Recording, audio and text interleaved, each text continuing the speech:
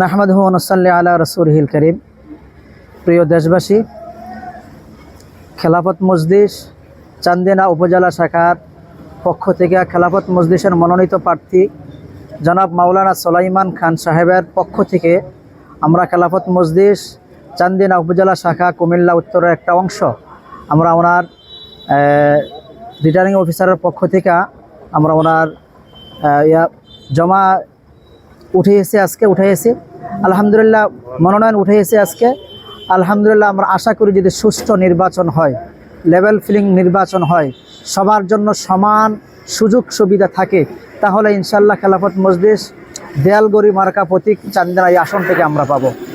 আর ইনশাল্লাহ আমরা আশা রাখি এদেশের দুটো দল, বিশেষ করে বিএনপি এবং 8 দলীয় জোট, ইসলামী জোট, এই 8 দলীয় জোটের এই আসন সমঝোতায় আমাদের দেয়ালগড়ি যে মনোনীত প্রার্থী সুলাইমান খানকে আমরা এই সমঝোতায় আসনটুকু আমরা ইনশাল্লাহ পাবো। 8 দলের পক্ষে আমাদের জোরালো আবেদন থাকবে আমাদেরকে যেন এই চান্দিনা এই আসনটুকু 8 দলের পক্ষে দেওয়া হয়। ইনশাল্লাহ চান্দিনার অলিগলিকে চান্দিনা সন্ত্রাস মুক্ত করতে হলে, চান্দিনা মাদক মুক্ত করতে হলে, চান্দিনার উন্নয়ন করতে হলে সুলাইমান খানের বিকল্প আর কোনো প্রার্থী নেই।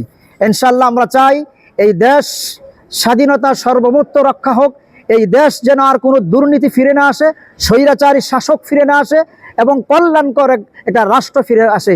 এই জন্য আমরা খেলাফত মজলিসের পক্ষ থেকে আগামী দেশের উন্নয়ন কামনা করি এবং চান্দিনার উন্নয়ন কামনা করি। খেলাফত মজলিসের প্রার্থীকে আমরা সংসদে নিতে চাই ইনশাআল্লাহ।